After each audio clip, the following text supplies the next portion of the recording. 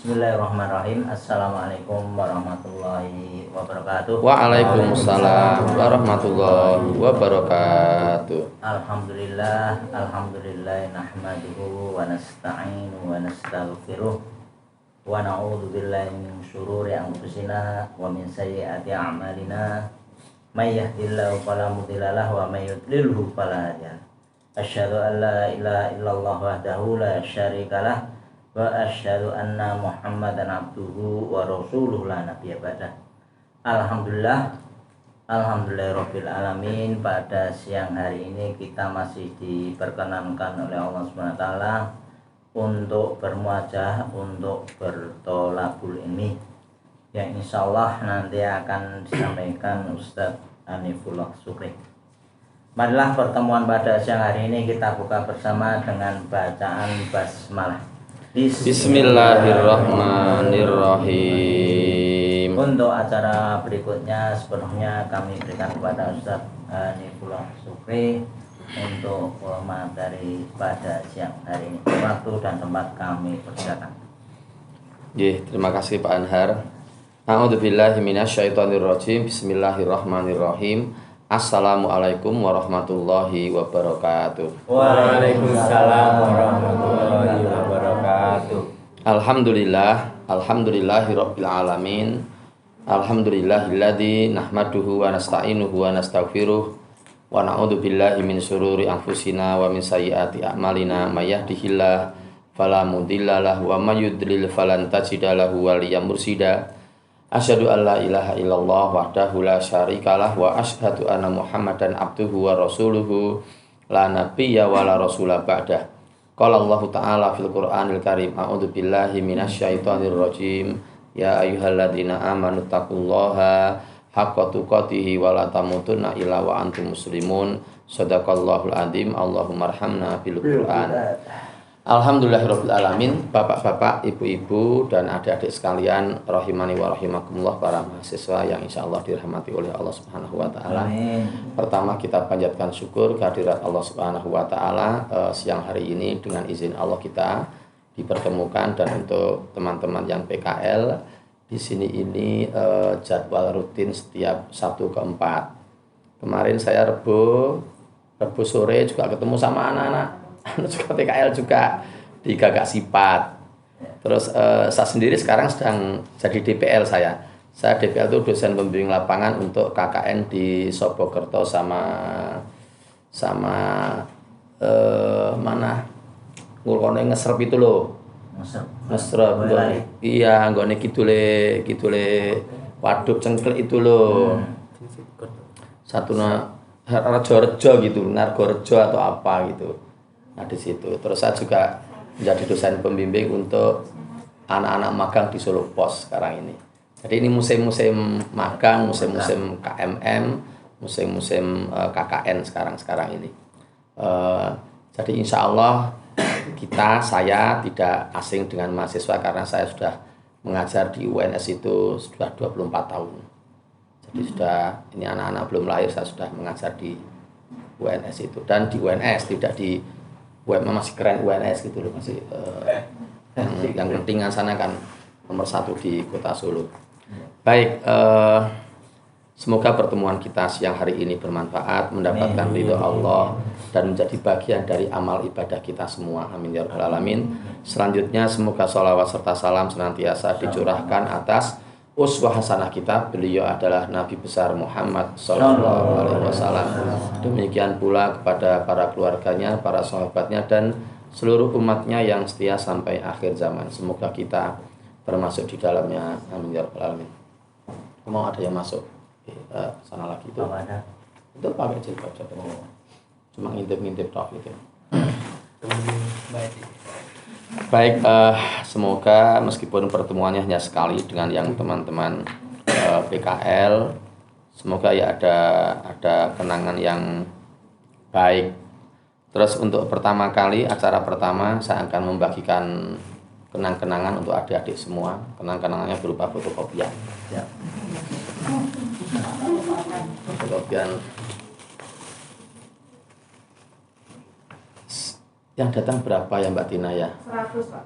Oh, ini yang buat kopinya hanya ada 40 ya gimana ya? Satu buat berdua ya? Ini ada 40 ini. Murah ya. Ya, 100 kilo sama lekate 100. saya kira ini manfaat baik secara teori ataupun praktek ya. Teorinya bermanfaat juga, prakteknya juga bermanfaat. Ini sini dikasih dulu Pak Nunung yang depan sini. Berapa? 5 atau berapa gitu yang sini. Baik, Bapak Ibu dan adik-adik sekalian rahimani wa rahimakumullah. Oh iya, terus aku tak nyeluk adik-adik ra apa-apa yo. Anakku yo di sekolah. Anak saya masih sekolah di Gajah Mada tapi sudah 25 tahun sih usianya. Ya masih belum selesai. Baik ya, yang ada di fotokopian itu adalah ayat Al-Qur'an yang tercantum dalam surat Hud.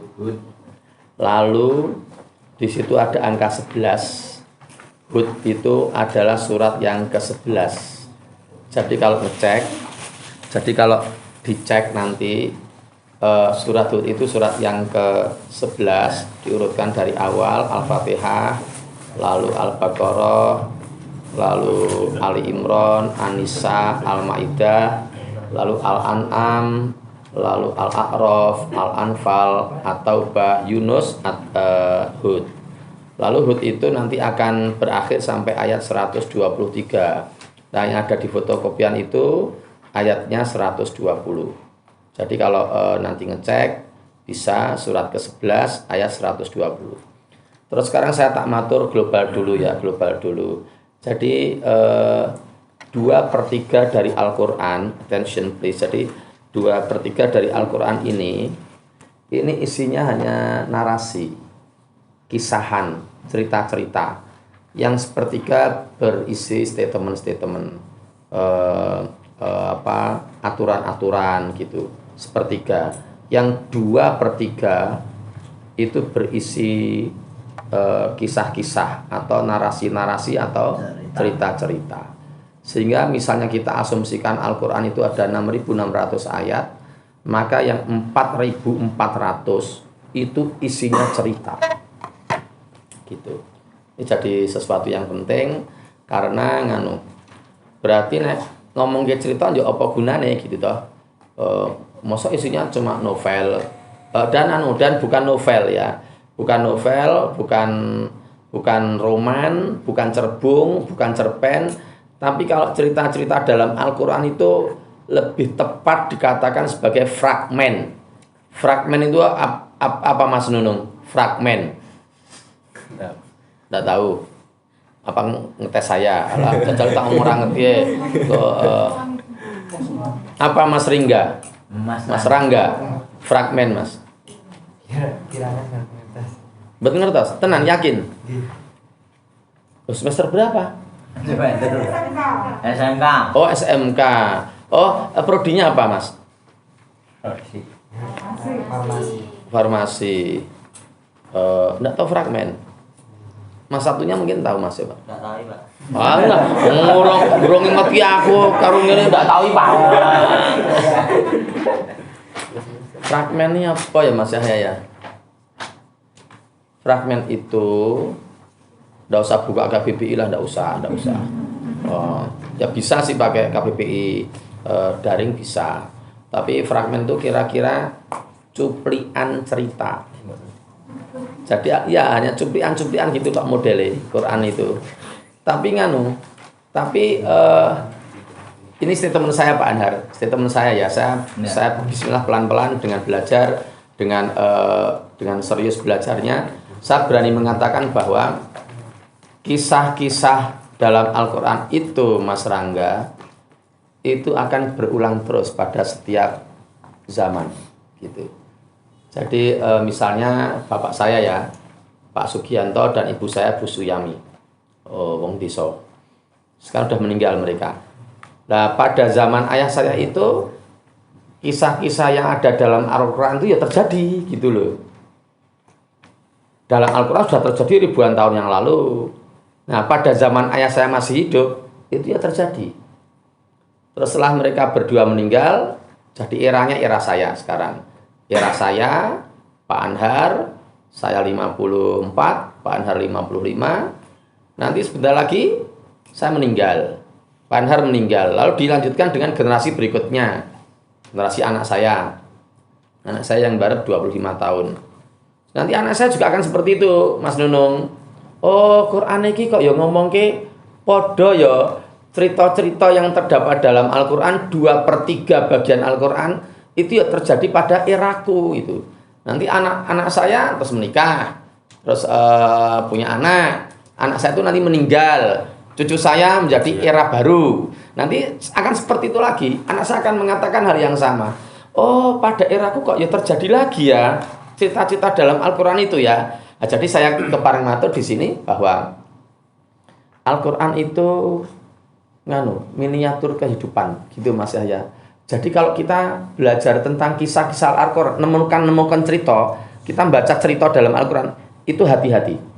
Maksudnya karena itu akan terjadi pada era kita gitu. Dan fungsinya itu ada 4. Itu yang di fotokopian itu.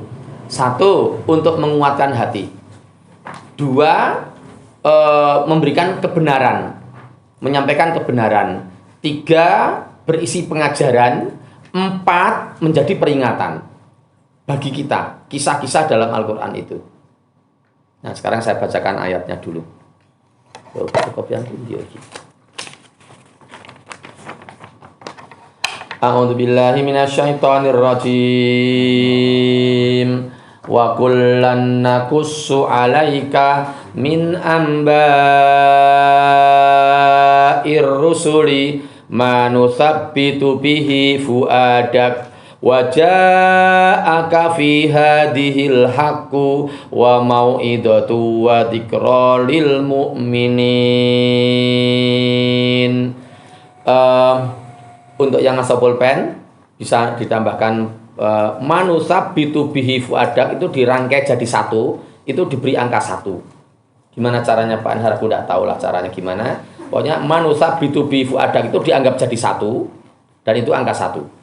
Kemudian yang berikutnya wajah akafi hadi al-haqqu di atas kata al-haqqu itu diberi angka 2. Wa mau'idotun, di atas kata mau'idotun diberi angka 3. Wa dzikra, di atas kata dzikra atau di bawahnya, kalau di atasnya agak sempit bisa di bawahnya, di bawah kata dzikra ditulis angka 4 lil mukminin. Nah, terjemahannya itu ada di sebelahnya itu. Nah, jadi manusabbitu bihi fuadak itu terjemahannya kami teguhkan hatimu. Lalu al-haqqu itu terjemahannya kebenaran. Jadi angka 2 yang sudah ada tulisan saya itu yang dilingkari itu, angka 2 itu mengacunya ke kebenaran. Lalu angka 3 itu mengacunya ke pengajaran. Lalu 4 itu bukan ke iman, bukan, tapi ke peringatan gitu. Jadi mengacunya ke peringatan, bukan ke bagi, bukan ke iman, tapi ke peringatan. Terus yang nomor 3 itu ke pengajaran, bukan ke ber. Ber kan prefix ya, kalau ber itu prefix itu awalan. Nah, lalu yang nomor 2 mengacunya ke kebenaran. Sampun ya, saya baca lengkap terjemahannya. Dan semua kisah dari rasul-rasul kami ceritakan kepadamu. Kaminya itu K-nya besar, kapital. Berarti kaminya kami Allah. Ceritakan kepadamu, mu-nya mu Muhammad gitu. Nabi Muhammad. Ialah kisah-kisah yang dengannya kami teguhkan hatimu. Kaminya juga akannya besar lagi. Berarti itu Allah. Teguhkan hatimu, mu di situ Nabi Muhammad. Nah, itu juga berlaku untuk kita. Jadi mu itu ya mu kita ini semua. Tidak hanya Nabi Muhammad. Dan dalam surat ini, dalam kisah-kisah ini, dalam narasi-narasi ini, dalam cerita-cerita ini telah datang kepadamu nomor 2 kebenaran, serta nomor 3 pengajaran, dan 4 sebagai peringatan bagi orang-orang yang beriman. Sudah selesai pengajiannya, cuma gitu aja. Tapi kan sekarang masuk contohnya. Alhamdulillah rampung. Kita lihat contohnya ya. Siap. Kisah pertama. Kisah 1. Itu tolong bisa dilihat Quran surat Hud lagi 11 ayat 42 sampai 43. Sekarang yang hafal Quran silakan membuka. Saya minta tolong ke Mas Yahya nanti untuk baca. Atau mahasiswa aja yang baca ya. Sekali-sekali ya. Siapa yang baca? Yang tua-tua dan tidak laku. Sini saya mau coba Mas.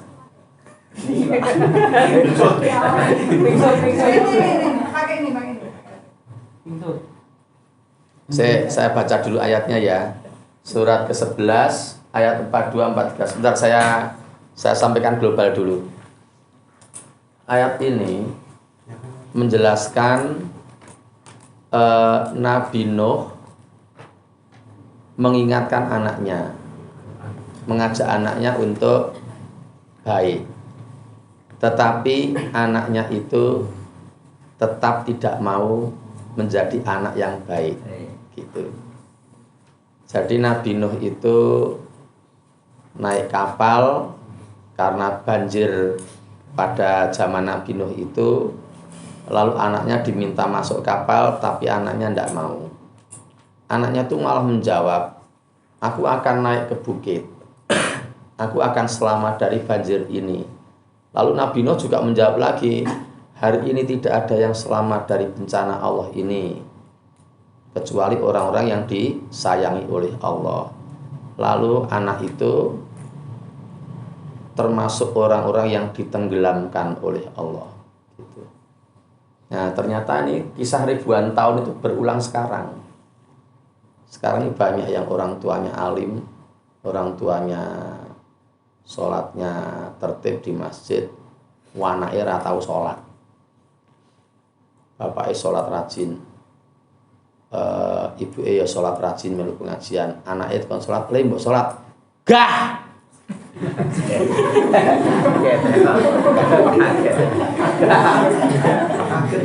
Ngapa sholat wegah. Anaknya seperti itu. Orang lira kayak Pak Nunung kok wis tahu piye. Lah gitu. Oke. Siap Mas Rangga ya, baca terjemahnya dulu. Saya baca Arabnya, teks Arabnya. Itu Pak Min mau masuk. Mas siapa? Iksan. Oh ya. David. Kok David? Iksan itu. David Agung. Iya. Mas Min mana Esan? Masih di Pacitan. Mas Min. Iya. Kirim Pacitan. Berangkat jam 8 tadi. Wah, Mas Min itu. Iya. Cilik wani ya. Wah, ini pembalap kok. Wah. Lek miring sae to. Mas Esan ini Mas. Nih. Banjir. Saya baca ayatnya. Banjir juga. A'udzu billahi minasyaitonir rajim. Ayat 42. Wa hiya tajri bihim fi maujin kal jibal wa nada nuhun ibnahu wa kana fi ma'zili ya bunayyar kam ma'ana wala takum ma'al kafirin. Sekalian saya baca yang 43. Qala sa'awi ila jabali ya'simuni minal ma. Qala la asimal yauma min amrillahi illa marrahim wa hala bainahumal mauju fakana minal mughraqin. Monggo Mas Rangga. Dan kapal itu berlayar membawa mereka ke dalam gelombang laksana gunung-gunung. Dan Nuh memanggil anaknya. Ketika dia anak itu berada di tempat yang jauh terpencil. Wahai anakku, naiklah ke kapal bersama kami dan janganlah engkau bersama orang-orang kafir. Stop dulu, tak slot dulu. Itu nasihatnya Nuh itu singkat sekali. Naiklah ke kapal bersama kami dan janganlah kamu bersama orang-orang yang kafir. Jadi orang yang kafir itu ya orang yang tidak sholat, yang menentang aturan-aturannya Allah, ya mendem, ya walalala werna-werna, yang jangan, wah kalau jangan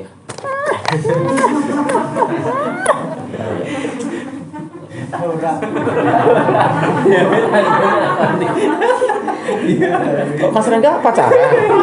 Boten toh?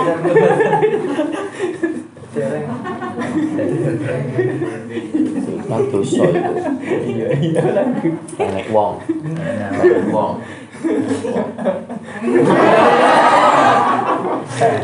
Dosa ada itu. Kan sholat yoga. Terus akhirnya anaknya itu malah menjawab, ya Allah di luar duga. Padahal Nabi Nuh itu anaknya 4. Nabi Nuh itu anaknya 4, yang 3 sudah masuk kapal semua, tinggal 1 ini. Namanya Kan'an ini yang tidak mau masuk. Dan gini, dibaca yang 4, 3 dulu, Mas Rangga. Dia anaknya menjawab, aku akan mencari perlindungan ke gunung yang dapat menghindarkan aku dari air bah. Terus Nuh berkata, tidak ada yang melindungi dari siksaan Allah pada hari ini selain Allah yang Maha Penyayang. Dan gelombang menjadi penghalang antara keduanya. Maka dia anak itu termasuk orang yang ditenggelamkan. Ya, jadi anaknya itu termasuk orang-orang yang ditenggelamkan oleh Allah. Tidak mau manut. Padahal Nabi loh bapaknya loh. Bapak itu Nabi. Terus gini, yang belum saya sampaikan di majelis taklim kita ini Mas Yahya, itu ternyata Nabi Nuh itu sudah mendakwahkan agamanya Allah itu memakan waktu 950 tahun, tapi anaknya tetap tidak mau. Nah, yang ada ucapan, ada kata-kata 950 tahun itu ada di surat, bukan Mbak Tina, nanti yang baca sing cedak ekono wae, sing cah wedok ono sing ayatnya surat Al-Ankabut surat ke-29 ayat 14. Itu ayat yang menunjukkan bahwa Nabi Nuh itu sudah mendakwahkan agamanya Allah itu selama 950 tahun. Nabi Nuh sendiri usianya setelah kita pelajari itu ada 1040 tahun umurnya beliau. Kalau orang-orang sekarang 60 itu sudah dianggap tua.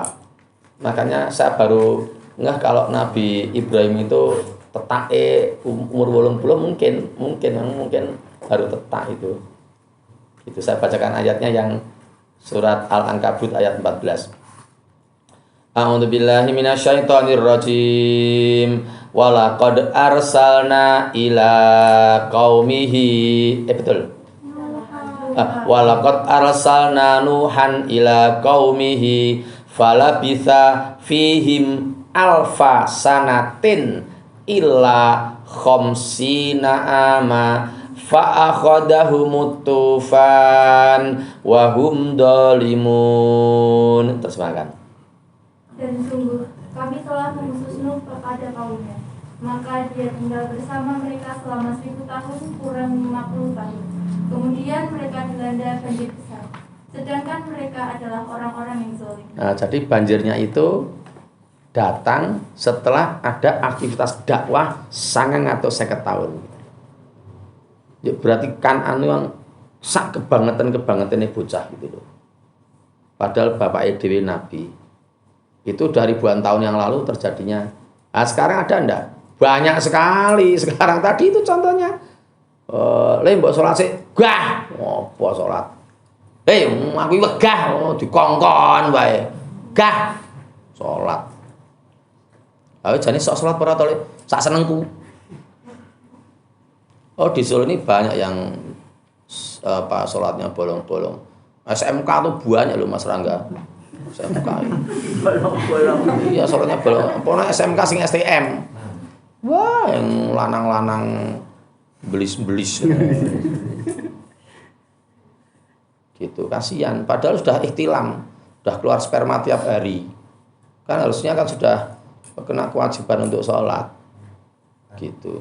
Perempuan ada yang ngapusi sama gurunya. Kamu tidak sholat toh? Aku main. Padahal tidak main. SMP, bayi wingi sore.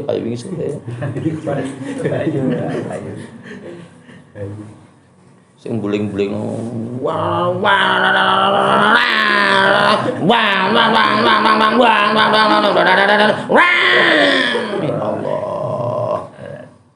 Kenapa tebel? Wes ya Allah ora tau salat. Kayak ora ndidit sisan. Susah kita. Keren. Tapi sering Tidil paling duit nang ya mung 5.000 apa 10.000. kemaki ya. Maki. Oh kok orang enggak bukan? Oh, orang enggak ini anak alim loh ini loh. Alim ini. Masa enggak tahu. Ini masih juga alim banget ini siapa namanya? Rizky. Oh namanya juga Rizky. Oh Muhammad Rizky. Oh alim dia. Aku melihat wajahnya aja kelihatan kalau alim. Kelas berapa Mas Rizky sekarang? 3 Pak. Oh 3. Besok masuk prodi apa Mas? Kuliahnya enggak tahu. Formalitas itu. Kalau sekarang prodinya apa Mas? Farmasi. Oh farmasi. Wah farmasi itu nanti bisa masuk UI farmasi juga ada. Gajah Mada juga ada. Ning angel mlebune kudu sinau tenan. Nah gitu. Sekarang kisah yang kedua. Kisah yang kedua itu ya Allah berulang lagi. Ini juga berulang. Ini sekarang banyak yang ayahnya baik, ibunya baik, anaknya tidak baik. Sekarang yang kisah yang kedua. Kisah kedua. Tak balik ya. Pernah saya sampaikan di sini. Quran surah Al-An'am. Tapi pernah saya sampaikan di sini tapi adik-adik Mas Tan belum tahu. Surat Al-An'am ayat 74 dan 9 ayat 114. Ini Mbak Tina sudah tahu Mbak Tina. Ini secara garis besar dilihat dulu Mbak apanya tadi yang ojo terjemahan tadi suaranya gandang bagus. Digolek sik. Nah. Ini kisah kedua ini membicarakan seorang anak yang alim mengingatkan orang tuanya. Dan orang tuanya ternyata tidak mau. Gitu. Nah, anaknya itu bernama Nabi Ibrahim. Terus ayahnya itu bernama Azar. Kemarin mungkin bulan kemarin kita bahas di sini itu. Saya baca dulu ya. Jadi anaknya itu alim, bagus, orang nabi. Ayahnya ternyata penyembah berhala. Di Solo ini ada enggak? Oh banyak. Anaknya aktif di rohis sekolahnya, ngurusi pengajian, ngurusi keislaman di sekolahnya. Ini bapak sholatnya ora tahu. Sholatnya mung Idul Fitri kalau Idul Adha tok. Banyak ternyata yang saya hati-hati ngomongnya ini. Nah, ternyata kisah itu berulang lagi padahal Nabi Ibrahim itu sudah ribuan tahun yang lalu. Nabi Nuh juga sudah ribuan tahun yang lalu. Oke, yang ini saya bacakan. Surat Al-An'am, surat ke-6 ayat 74. A'udzubillahi minasyaitonirrajim. Wa idz qala Ibrahimu li abihi azara atattakhidu asnaman alihah inni araka wa qaumaka fi dhalalim mubin. Terjemahkan. Dan ingatlah ketika Ibrahim berkata kepada ayahnya, Azar, pantaskah engkau menjadikan berhala-berhala itu sebagai Tuhan?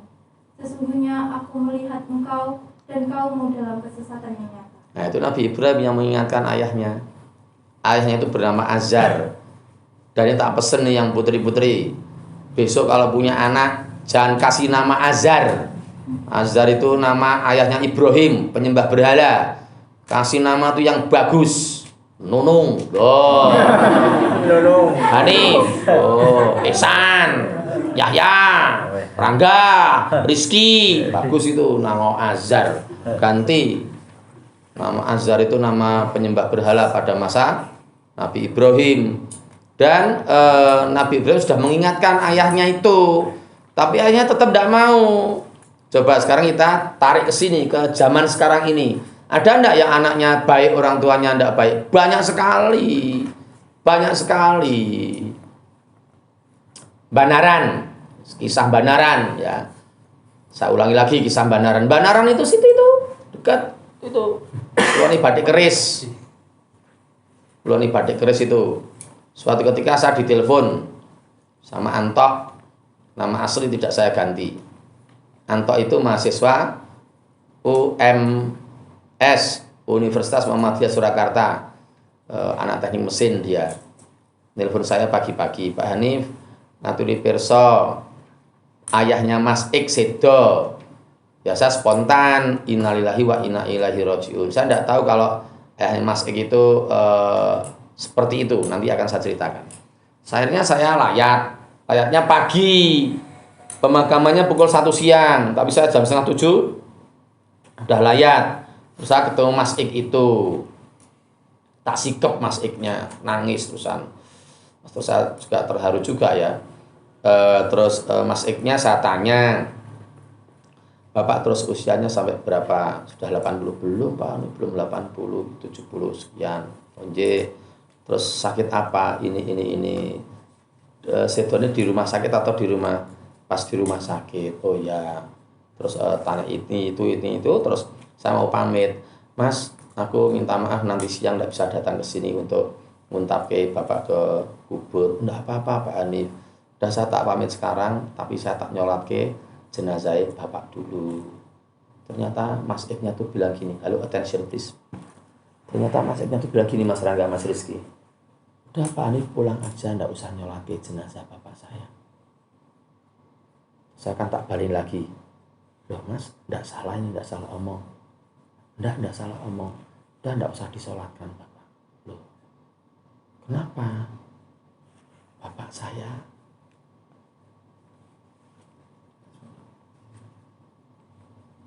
tidak sholat bapak saya. Terus saya tanya lagi, loh Mas jenengan sholat toh? Oh saya sholat Pak. Adik-adik saya 5 sholat, putranya ibu ada 6. Pak Ani kan tahu toh kalau Pak Ani pengajian di masjid, kami semua berenam ikut pengajiannya Pak Ani semua. Ibu juga sudah sholat, bapak tidak kerja sholat. Oh gitu. Sudah diingatkan. Pun ngantos kesel Pak. Ngantos pun maksimal. Tak pikir-pikir udah maksimal. Tidak hanya saya yang ngilike ya, adik-adik saya yang ngilike semua. Bapak tetap tidak kerja sholat. Pun Pak Ani pun mungkin badhe kundur, badhe kerja ke mengajar di Kentingan nih, monggo tidak usah nyolatkan Bapak. Tenan ya Mas, nggih pun monggo. Ya sudah akhirnya saya pamit dan nyolatkan. Pengalaman seperti itu saya mengalami 3 kali Mas Rangga. Tak cerita ke 2 saja ya. Karena yang satu itu saya sampai tanggal barang kelingan. Tanggal 1 bulan Oktober tahun 2018. Jadi Oktober besok sudah 4 tahun. Saya juga ingat-ingat kembali, berarti dia di alam kubur sudah 4 tahun. Itu kisahnya gini. Saya hari Senin itu sudah siap mau berangkat ke Kentingan. Sudah siap, saya sudah betul-betul siap. Terus Nurul istri saya itu dapat WA dari temennya. Terus ngomong sama saya, ayah ini ada WA dari temen ini. Lah WA ini apa-apa ono kaitane karo aku? Ya ndak ada, tapi ini kan lelayu. Oh lelayu sapa? Ya ayahnya temen sih. Yo anu layat saiki. Aku segera berangkat ke kantor, setelah mulang aku. Anu iki adoh anune daleme adoh. Lah mana? Pracimantara. Walah, Pracimantara ora layat ning ngene piknik jenenge ning ngono kuwi ora layat. Pracimantara adoh lho, Bu. Adoh kono. Sik dipikir sik 2-3 menit dipikir dulu. Nanti dibuat keputusan layat ora. Sik tak ngurusi liyane sik, saya tetap siap-siap mau berangkat ke kantor. Sudah 2-3 menit. Piye putusane wis ditimbang-timbang to, pikir-pikir di apike piye nek ora piye nek piye pun kula pikir keputusane piye. Bismillahirrahmanirrahim. Keputusannya titik 2 layat. Wah. Layat Mas Rizky saya akhirnya. Saya nelpon kaprodi saya di UNS. Mas Dwi, aku izin ra mulang se. Lah ada apa toh Pak Hanif? Iki enek lelayu. Lho, sapa sing sedo? Sing sedo ki ya jane ya bapake koncone bojoku. Ora nek kaitane karo kowe ya jane ra enek ning nganu apa. Ya mungkin bagi dia penting. Terus Pak Dwi tanya juga, "Mbok saiki wae gendang layat saiki, engko gendang mangkan ning kantor, telat-telat sithik ra apa-apa." Lah iki layat ora ning Solo kok Pak Dwi ning di Pracimantoro. Wah, lah iki bojomu pengen piknik nek kuwi. Layat tuh nek piknik. Akhirnya ya sudah, saya nelpon mahasiswa saya. "Assalamualaikum Mas. Gimana Pak Hanif kosong ya? Alhamdulillah. Ya Allah. Ya, besok kosong lagi ya. Oh iya, alhamdulillah." Tapi mahasiswa ternyata ya seneng kosong Mas Rangga. Nah, besok ben kamu ya akan mengalami seperti itu. Mas Riki ya seneng sesuk nek kosong, ngerti kok penting sini apik lulus ngono wae. Ini seperti sekarang nih banyak yang mahasiswa pandemi. Mahasiswa pandemi selama 4 semester. Dadi ora tau mlebu ning bojone apik-apik kabeh. Nah, akhirnya saya sampai sana, enggak setelah jam 2 kita selesai pengajian. Sampai sana terus saya tanya sebelah saya, "Bapak sudah nyolatkan jenazah?" "Belum Pak, nunggu bapak-bapak yang lain dari tadi juga enggak ada yang nyolatkan." "Oh ya sudah." "Bapak sudah nyolatkan jenazahnya?" "Belum Pak, tadi malah anaknya bilang bapakku enggak usah disolatkan." "Oh gitu?" Bilang gitu, bener anaknya. Saya cari anaknya. Anaknya yang mana? Tadi laki-laki ya. Oh ternyata sing koncone Nurul itu sing barep. Nurul istri saya. Koncone Nurul itu Nurul bojoku Mas Rizky. Paham toh Mas Rizky dengan apa yang aku sampaikan? Jadi Nurul tuh bojoku. Terus yang meninggal itu bapake koncone Nurul gitu loh. Nah, ternyata koncone Nurul itu mbarep. Lalu yang tengah itu laki-laki, lalu yang bungsu itu yang perempuan lagi. Dan tiga-tiganya itu ternyata udah menikah semua, udah punya anak semua. Yang 3 anaknya jenazahnya itu. Terus saya nemoni yang laki-laki itu. "Mas, ini kok bapaknya bilang bapak nggak usah disolatkan ya?" "Iya Pak, kami bingung ini gimana ya." "Lah kok gimana? Bapak tuh nggak sholat toh. Saya tuh takut gini loh Pak. Kami tuh sekeluarga tuh takut kalau menyuruh orang-orang untuk menyolatkan jenazah beliau padahal dia kan tidak sholat. Saya takut nanti kalau saya yang salah, saya dan keluarga yang disalahkan oleh Allah besok di akhirat. Kan kalau tidak sholat kan tidak berhak untuk disolatkan Pak." "Ya betul sih gitu sih, betul itu. Nah, dia tidak sholat toh, udah ben ditanggung dewi lah Pak." "Serius saya ini?" "Iya." Nah, akhirnya saya meneng wae. Diem tapi saya sudah janji nanti nek mau berangkat ke makam, mampir masjid untuk disolatkan, saya akan ikut nyolatkan. Karena saya tidak tahu latar belakang jenazah seperti apa, tidak tahu. Betul ketika diangkatkan mau dimakamkan berangkat ke kuburan, itu mampir depan masjid tapi tidak masuk Mas Rizky. Ndrujur itu. Tenan ora salat ki tenan ora salat ki tenan ya Allah. Terus saya ngomong sama Bapak, "Pripun Pak, tekan kuburan mboten?" "Wah kula mboten sampun." Karena tahu tidak disolatkan.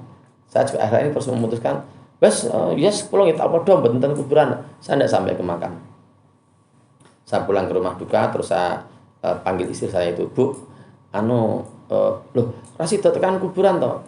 "Ora, ngopo? Engko tak critani engko." "Wis yo, pamit sik wae saiki." Dia pamit pulang dulu. Pulang di jalan saya ceritakan tadi itu. "Oh, ngono to. Dadi ra salat to?" "Ora salat." Nek ngerti ngono mau dhewe kok kowe ra penak karo kancamu. Harus kan kene wong mau nek ngerti ora. Kowe pengen piknik to. Mampir Gajah Mungkur. Ya mampir makan-makan di Mbah Glinding itu. Ya kan ada Mbah Glinding tadi Wuryantara, dekat Wuryantara. Ya Pak Glinding itu.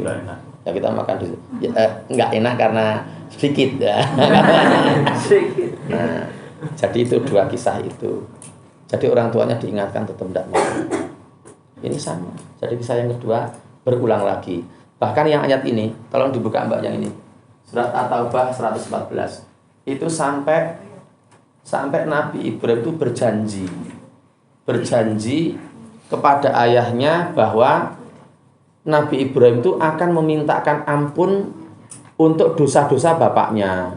Tapi gini, syaratnya gini, bapak nek jenengan kerso nilar berhala-berhala itu, tidak menyembah berhala-berhala itu, lalu kamu beribadah menyembah Allah, aku janji, aku akan memintakan ampun atas dosa-dosamu kepada Allah. Tapi ternyata bapaknya tetap tidak mau. Itu ada dalam ayat ini. Saya bacakan dulu. Siapkan ya, sudah ketemu ya. A'udzubillahi minasyaitonirrajim. Wa ma kana istighfaru Ibrahima li abihi illa ammau idati wa adaha iyah falamma tabayyana lahu annahu aduwwul lillahi tabarra'a min inna Ibrahima la'awwahun halim. Terjemahkan. Adapun permohonan ampunan Ibrahim kepada Allah untuk bapaknya tidak lain hanyalah karena suatu janji yang telah diikrarkannya kepada bapaknya.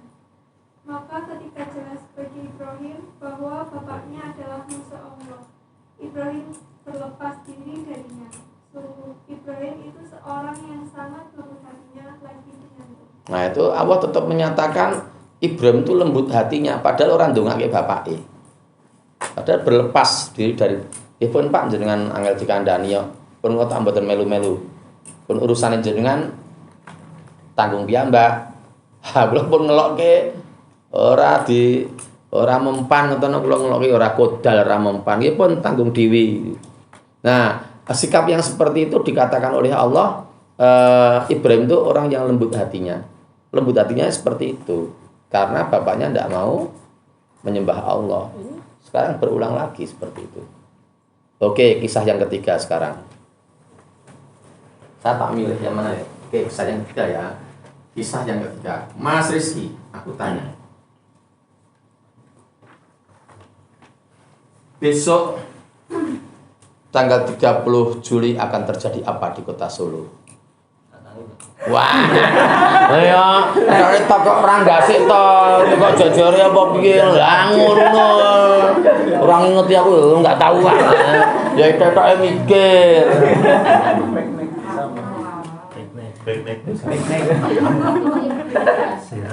Itu Mbak Tina sudah memberikan sinyal. Mas Nunung sudah memberikan sinyal. Emang Mas Rizky ini aslinya mana sih? Aslinya mana?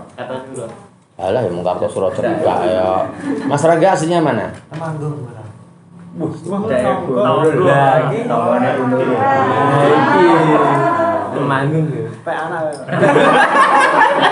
Temanggungnya mana Mas Rangga? Madirejo. Madirejo sama pasar sama terminal. Pas terminal depannya. Bon Mas Wahid, Iin. Niku sak derenge tertek. Bon Mas Wahid tahu Mas Wahid? Kertas. Iin lah. Niki. Akhlis tahu Akhlis? Badan. Akhlis itu Julmprit. Dompet. Itu yang pertigaan terus munggah itu. Ojek kertas. Oh. Saya Temanggung. PBU minggu lah. Saya Temanggung. Saya Temanggung Kauman tapi. Belakang masjid besar. Nek Nurul ya Temanggung. Saya kan cuma Penggo. Oh, Nek Nurul Tembara. Oh, Tembara. Ya, Tembara. Ya pasti tahu. Jadi kalau ke Mas Rangga itu berarti dari Temanggung bisa lewat mana ya? Jogja sakit. Alah kok Jogja enggak pernah saya. Wah, seneng piknik berarti. Nah, kalau pulang itu dari sini enggak sampai Bawen Mas, enggak sampai Bawen cuma lewat Kopeng Pak. Enggak sampai Kopeng, bawahnya Kopeng. Jadi sini enggak lewat Ketep kan sini kan. Ketep kan Boyolali munggah toh. Kopeng turunnya itu Pak. Getasan itu terus ada SPBU itu kanan yang terus sampai Kopeng turun sampai Pager Gunung sampai Ngablak terus sampai Gerabak terus Secang terus Temanggung. Pulang malam tapi ya berbahaya di situ. Rambutnya tuh. Oh, setan, wah demit, rasakan sakit gitu. Mungkin Mas Rangga enggak pernah lewat situ. Horor apa? Enggak pernah lewat situ. Horor situ. Jadi Temanggung. Besok saya pulang ke Sukoharjo. Tapi memberikan pengajian di Sukoharjo, Ngadirjo, Candiroto, Sukoharjo. Melurah kowe. Kalau ikut kita berangkatnya Sabtu malam. Oh, berapa kowe? Jadi Sabtu malam saya pengajian di Jagalan dulu, terus pengajian di Pak Kramat sampai jam 10, terus langsung masuk tol Pak Kramat, terus langsung ke Weleri keluar exit tol, terus ke Sukoharjo. Paling biasanya tidur di jalan, tidur di kendaraan, terus sampai subuh masuk masjid, terus mulai pengajian, jam 6 pengajian, jam 10 pengajian, nanti di Kendal, terus baru pulang ke Solo lagi besok hari Ahad besok itu. Bukan nanti malam, tapi Sabtu besok. Mau ikut Pak? Oke, berarti Mas Rangga enggak tahu yang akan terjadi 30 Juli besok. Ternyata Mas Rizky juga enggak tahu. Ada yang putri-putri yang asli Solo? Mana aslinya Mbak? Nah, mana? Cari kayak Solo. Solo mana? Mana? Semanggi. Semanggi ngerti no berarti. Semanggi nanti Mbak. Belakang pasar Sitian. Wah berarti ngerti no rutenya kebo. Enggak pernah ikut aku. Neng yang ngerti infone no rute kebo ndak tahu. Tidak tahu. Nanti Rangga tanya Mbak Iki nek ora ngerti. Oh, enggak. Nyimpen nomornya tau. Bukan malah apa ya? Provokator ya. Bayi dan Mbak sapa Ki? Apa? Mbak sapa jenenge? Mutiara. Mbak Muti jadi kerbau itu keluarnya itu dari keraton, terus Cupit Urang, terus alun-alun lor, Gladak, terus ke utara terus sampai perapatan Telkom, terus ke timur sampai Loji Wetan, terus ngidul masnya belum tahu, tak kasih tahu. Ngidul terus rel sepur PGS, ngidul sampai Kustati, masih ngidul perapatan Baturono, terus ke barat perapatan Baturono, terus ke barat sampai perapatan Gemblegan, terus belokkan lagi ke utara sampai Nonongan, sampai Kusumasari nggone Money Changer. Money Changer itu terus ke timur lagi sampai Gladak, masuk keraton lagi. Itu kalau Mas Rangga enggak tahu, besok sama Mas Rizky itu loh, ngecek Mas Rizky itu loh. Ya biar tahu. Itu nanti ada kirab kerbau. Kerbaunya itu diberi nama Kiai Slamet. Makanya diberi judul tuh Ngalap Berkah Kiai Slamet. Nah, yang diperebutkan itu biasanya teletongnya, kotorannya. Ben ganteng.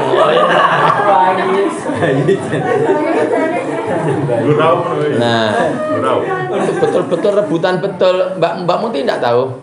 Saya Cuma dengar cerita-cerita gitu ya. Itu kalau saya tuh enggak pernah keluar pas ketemu terus, enggak tahu. Enggak tahu. Ya mungkin cerita-cerita tanggane sebelah-sebelah apa ya ora ngerti. Enggak tahu. Soalnya ya itu Pak. Klitiane ya kenteng itu. Iya dekat. Ya deket kenteng, oke nih gawene ning kenteng kok. Enggak mampir Pak. Kene ora ngerti ya. Bahasa ngerti ora mampir ya. Mampir ati gedangi. Lah jadi untuk Mas Rangga yang rumahnya Temanggung kan enggak tahu. Itu nanti ada kerbaunya dikelilingkan, dikirapkan. Terus kalau keluar kotorannya itu diperebutkan kotorannya. Dianggap tadi ngalap berkah tadi itu. Lah itu bagi saya itu termasuk musyrik, tidak boleh. Itu kesalahan yang sangat besar, syirik. Meskipun mungkin orang ini kan ini terekam atau ditonton orang. Iya. Rekam aja toh? Iya. Rekam aja. Enggak live toh? Enggak. Live itu masalahnya aku bola-balik diantemi wong gara-gara live. Iya, Pak. Enggak live ini. Enggak live toh. Kalau live ya ditonton banyak orang terus saya keluar mau diantemi orang. Gara-gara tenang kayak gini-gini ini. Nah, bagi saya itu syirik besar. Terus kalau ada orang yang kan melestarikan budaya itu ya hanya untuk pengalian aja. Tapi ya kalau sampai ada orang yang percaya betul bahwa kotoran kerbaunya itu bisa memberikan keselamatan, lancar rezeki, urusannya jadi mudah, itu masuk betul-betul syirik banget yang semacam itu. Itu mereka juga berdoa semoga kerbaunya itu diare itu. Nah, diare kan cuer, cair gitu ya. Jadi keluari jrot kan terus bisa kena kabeh lho, cerat. Nek ndak diare kan gembel lah, Mas. Gembel udah direbutan nek gembel. Topik kita dari tadi ngapa gembel mau kuwi? Oh, mau ora, Mbak lagi iki kok. Oh, di sana. Oh, tadi ngomong nilai podo ya. Oh, emang ini hari-hari seperti itu. Nah, terus sekarang kita lihat ayatnya. Ternyata ribuan tahun yang lalu dalam Al-Qur'an sudah ada diterangkan ada orang namanya Luqman. Luqman itu menasihati anaknya. Nah, sekarang kita lihat surat Luqman, Quran, surat Luqman itu surat ke-31, ayatnya ayat 3. Disiapkan ayatnya. Saya baca ayatnya. Quran, surat Luqman, surat ke-31, ayat 3 halaman. Tapi pakai HP ya, pakai mushaf halaman 412. Saya bacakan dulu ayatnya. A'udzu billahi minasyaitonir rajim. Wa idz qala Luqmanu libnihi wa huwa ya'iduhu ya bunayya la tusyrik billah innasyirka ladulmun adim. Terjemahkan. Sebagai petunjuk dan rahmat bagi orang. Nganu surat Luqman surat ke-31 ayatnya ayat 13. Sorry. Mood. Ayat 12. Yuk. Makanya kok beda. Alah iya. Tiga satu, Pak. Ayat 13. Sekarang, Pak. Ya, besok weh.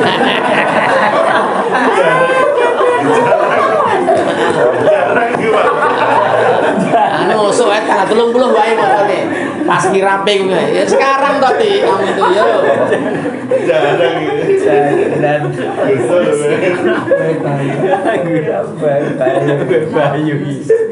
Bayu. Saya dari Bayu. Dan ingatlah ketika Luqman berkata kepada anaknya, ketika dia memberi pelajaran kepadanya, wahai anakku, janganlah engkau menyekutukan Allah. Sesungguhnya mempersekutukan Allah adalah benar-benar kezaliman yang besar. Nah, itu sudah ribuan tahun yang lalu. Sekilas info ya, hanya sekilas info aja. Ini tak gambar di sini. Slide ya. Ini 0 Masehi. 0 Masehi. Itu Nabi Isa alaihissalam lahir. Di sini Nabi Muhammad 571 Masehi Nabi Muhammad. Nabi Isa, Nabi Muhammad. Luqman itu lahirnya di sini. Nah, di sini kira-kira. Kita ada di baratnya tembok. Kita ada di sana. Tahun 2022 sana. Jadi Nabi Muhammad 571, Nabi Isa 0 Masehi. Luqman itu ada di sekitar sini. Tahun 135 Masehi. Itu Luqman itu di situ. Jadi kita tahu bahwa Qur'annya belum ada, tapi nasihatnya Luqman sudah disampaikan. Dari sekarang ya sudah hampir 1900 tahun yang lalu Luqman itu menasihati anaknya itu. Nah, ternyata yang terjadi ratusan tahun yang lalu sekarang berulang lagi. Ini di Solo ini. Kalau Mas Rangga belum tahu, besok mencari rezeki itu. Neng malam itu, Mas. Malam pukul 00 midnight. midnight, tengah malam. Pondok. Ya? Pondok. Oh, di pondok mana? Wiking Samsat. Oh, di Aitam. Alisan. Ya, Alisan tuh Aitam dulunya. Jalan anu toh, jalan apel. Jibres. Saya pernah ke situ. Udah tahu, Pak Nafil? Jalan apelnya apa? Tahu. Iya. SMP 2 lah. SMP 2 masih ke barat. Jauh lah dari SMP 2. Jauh. Jadi dari Nur Hidayah, Pada Semarang. dari Nur Hidayah, perapatan Tong, toh, ke barat terus toh. Nah, ada masjid Abu Bakar As-Siddiq apa masjid apa itu situ itu. Sing lor dalan itu, icat ijo itu. Iku Hasim Al-Hadi. Nah, betul. Terus masih ke barat toh. Nanti ke selatan ya. Nah, di situ itu Aitam tuh di situ itu. Oh, di situ toh Mas Rangga toh. Oh, sudah berapa tahun, Mas? 2 tahun. Lebih. Mbok sesuk nang nggonku. Oh, hari iki tak gonjake ning mulih dhewe. Ora ngerti dalane. Lah, terus kisah yang terakhir. Udah jam 2 ya. Ya. Mas Rizky, coba tahu apa singkatan LGBT itu singkatan dari apa?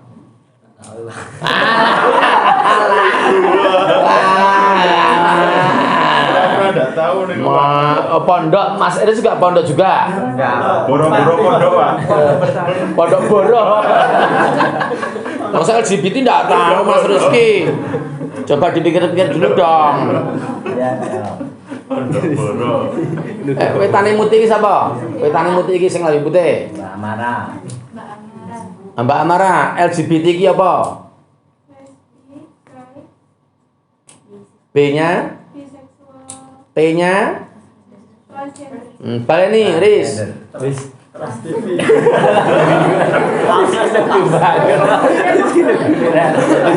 Ngertine LI Surabaya, G Pekalongan, wah, LGBT B Jakarta, T Purwakarta, wah.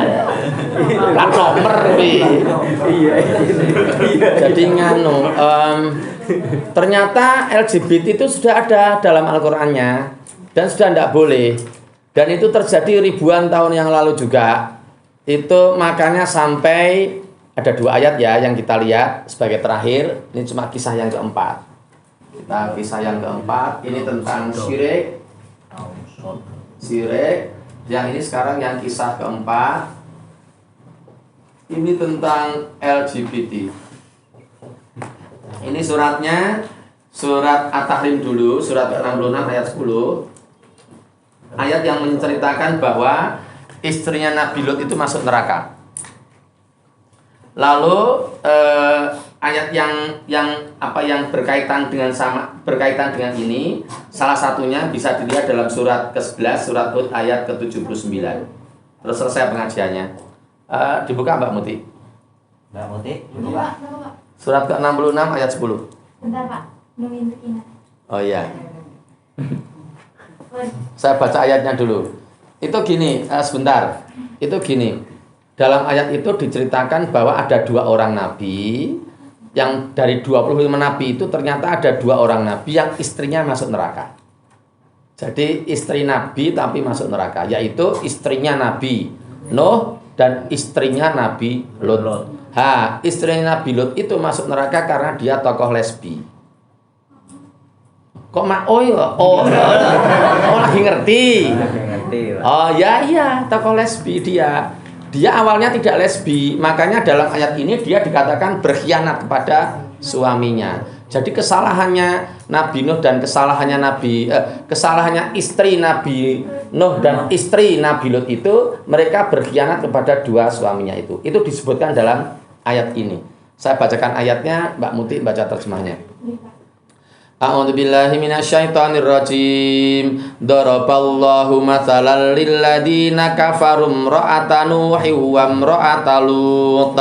Kanata tahta abdaini min ibadina salihaini fakhanatahuma falam yughniya anhuma minallahi syai'a wa qilat hulan nara ma'ad dakhilin. Terjemahkan. Allah membuat perumpamaan bagi orang-orang kafir, istri Nuh dan istri Lot.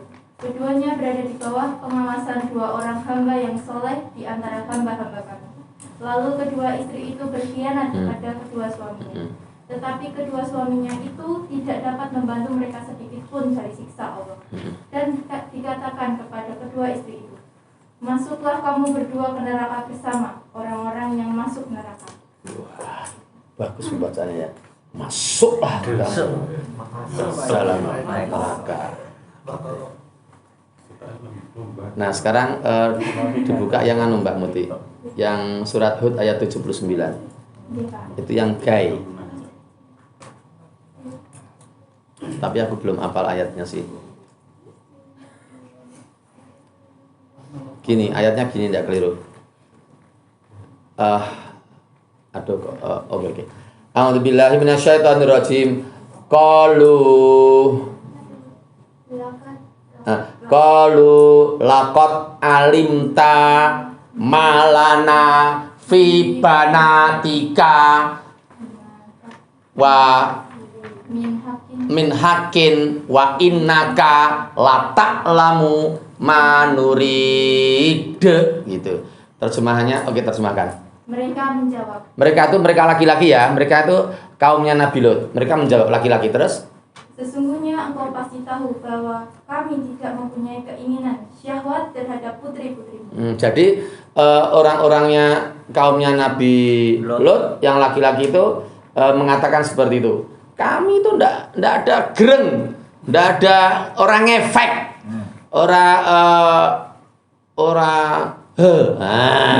terhadap anak-anakmu yang perempuan. Terus. Dan engkau tentu mengetahui apa yang sebenarnya kami kehendaki. Apa Mbak Muti kira-kira yang sebenarnya mereka inginkan? Apa? Apa yang mereka kehendaki apa Janet? Ayo gai. Sama-sama. Yes. Iya, sama-sama laki-laki.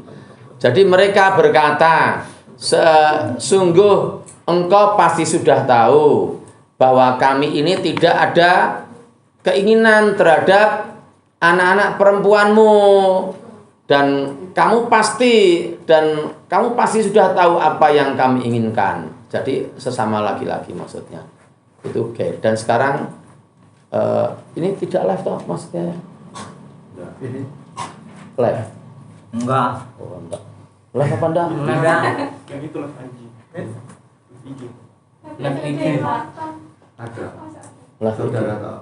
Oh, saudara dok ya. Makanya Indonesia itu kan mau melegalkan LGBT. Ada wacana seperti itu. Tapi kan ada undang-undangnya Pak. Undang-undang apa? Pancasila yang pertama itu loh Pak. Terus? Tuhan yang Maha Esa. Nah, terus? Nah, Tuhan kan tidak boleh LGBT. Kalau melanggar itu berarti kan melanggar Pancasila yang pertama. Terus? Ya berarti musuh negara dong. Lah kowe komisi apa nih? Ada yang menjelaskan. Nah, kowe anggota DPR apa anggota MPR komisi apa? Lah ngomong ning Zira ora.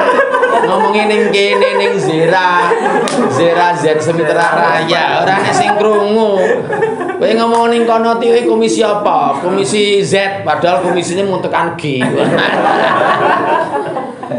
Lah, jadi ini kisah-kisah penting, dan ada puluhan kisah dalam Al-Quran. Sekali lagi saya tadi sudah menyampaikan 2/3 bagian Quran itu isinya cerita-cerita. Jadi misalnya menurut pendapat yang 6.600 sekian ayat itu jumlah ayat Al-Quran seperti itu, maka yang 4.400 itu membicarakan tentang cerita-cerita itu. Banyak sekali ceritanya, dan ada yang tidak masuk akal. Oh ya, ada yang lebihnya melebihi sinetron, lebay banget, sangat lebay. Dan dipikir-pikir tidak masuk nalar. Contoh yang lebay ya, Nabi Musa ketika belum lahir, situasi dan kondisinya ketika ibunya hamil, sudah gonjang-ganjing di bumi Mesir. Karena Raja Fir'aun dinasihati oleh para penasihatnya, kalau ada bayi laki-laki dari Bani Israel Kalau perempuan biarin. Akhirnya ibunya melahirkan. Waduh, lanang iki. Piye iki? Wah, akhirnya ibunya mendapatkan semacam ya petunjuk dari Allah, kon ngelekke anake. Dihanyutkan anaknya di Sungai Nil. Dan ya Allah, yang menemukan itu ternyata istrinya Fir'aun. Fir'aun terus kira-kira nih bahasa Semanggi. Ya apa ta, Bu? Besek, ngopar, ngopo iki besek iki. Jerone apa? Sik to, tak tili sik. Bayek arep ngopo? Lanang apa wedok? Lanang. Wedok bebas. Sik tak tiliki. Lanang ning ganteng ora kaya kowe.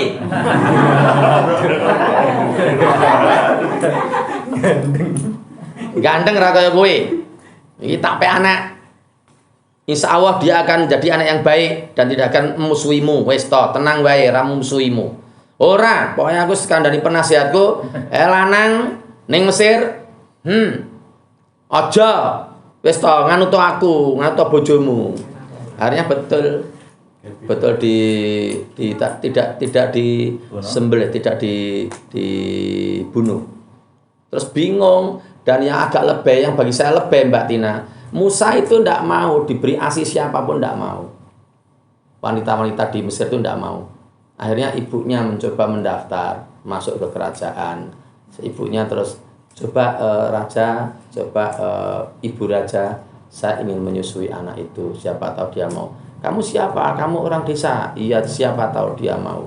Nah, ternyata disusui mau. Jadi yang menyusui Musa itu ibunya sendiri.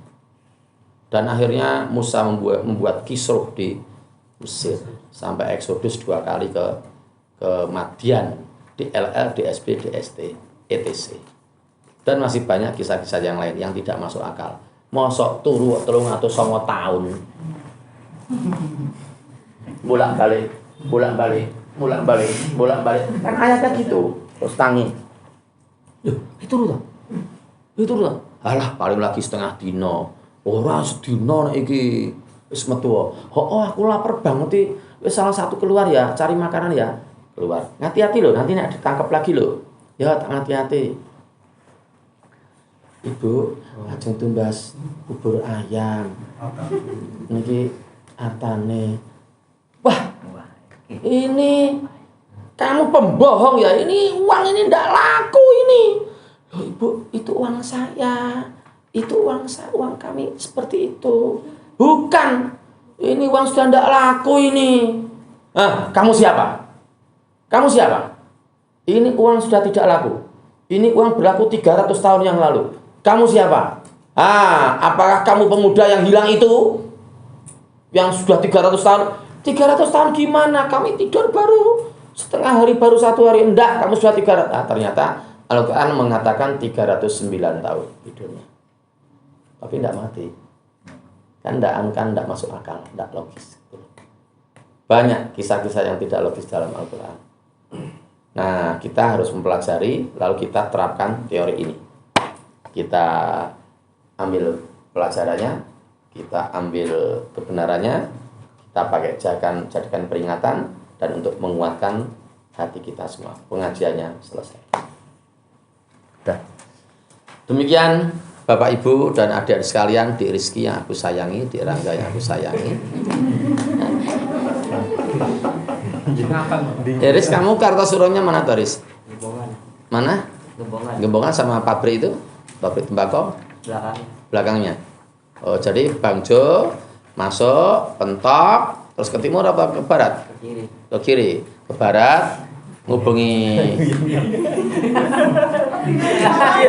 Oh, tidak parani.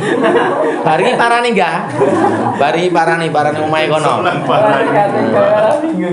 Terus gimana, Rizky? Kiri terus kanan, Pak. Kiri terus kanan. Terus kiri kanan.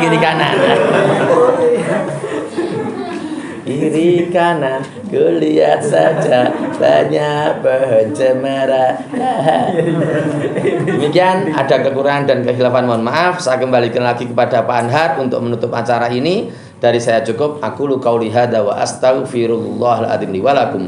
Billahi taufiq wal hidayah. Assalamualaikum warahmatullahi wabarakatuh. Waalaikumsalam warahmatullahi wabarakatuh. Pak Anit, ada Ya. pertanyaan satu. Ya.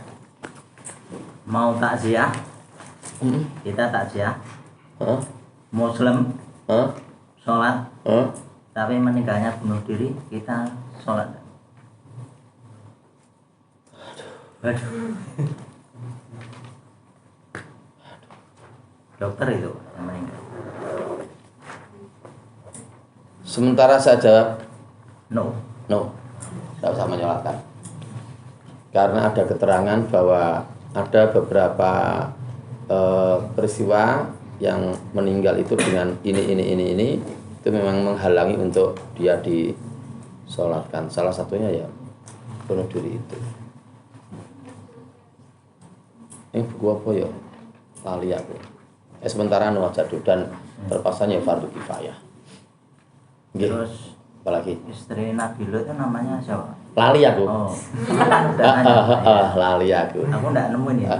Coba tanya anu Mbak Tina. Tahu Kita nggak? tanya Google. Nama istri Nabi Lut. Nabi Lut. Kalau istrinya Imron tuh Hannah. Hannah itu ibunya Maryam. Mungkin namanya Bulut. Bulut. Oh iya. Ya. Nek bulus bapake walus. Ya. Ayo Mbak Tina cari. Istrinya Nabi Lut. Nama istri Nabi Lut. Enggak nyambung. Ya sudah Pak, tutup aja Pak. Ya tutup aja ya. Wailah. Hah? Wailah. Tulisannya gimana? WA. Apostrof? Wailah Pak, iya. Wailah. Wah, pinter Google. Wailah. W WA.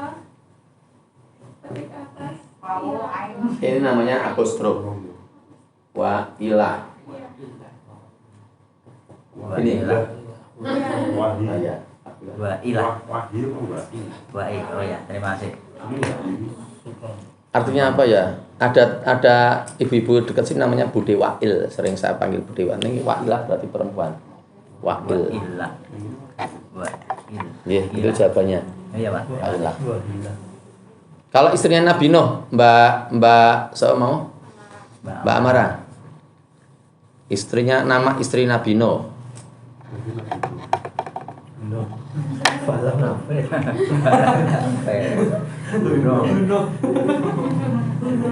Kalau Nabi Nuh,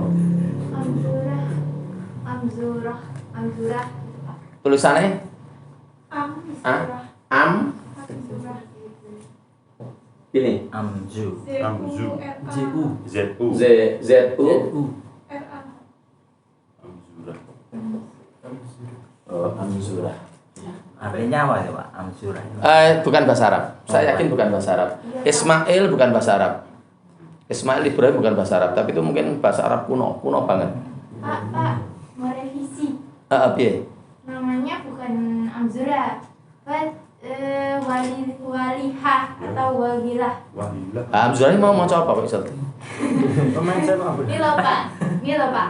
Nama istri Nuh tidak disebutkan dalam Alkitab. Tapi kayaknya ini bukan Islam deh Pak. Karena gereja Ortodoks Terus. Ethiopia namanya merupakan Enzara. Nabi Nuh. Terus? Udah gitu Pak. Itu yang Amzurah itu tadi. Terus ini Berarti jenenge sapa? Berarti jenenge Walihah apa Wagilah gitu Pak. Yang Nabi Nuh itu Kembaran ya. yang Nabi Nuh jenenge bojone sapa, Mbak Muti? Walihah. Walihah. Heeh. Tulisannya W Walihah. gini. Nggih. Walihah ini Wailah. Wailah. Wailah itu istrinya Nabi Lut. Lut. Wailah. Ya, terima kasih.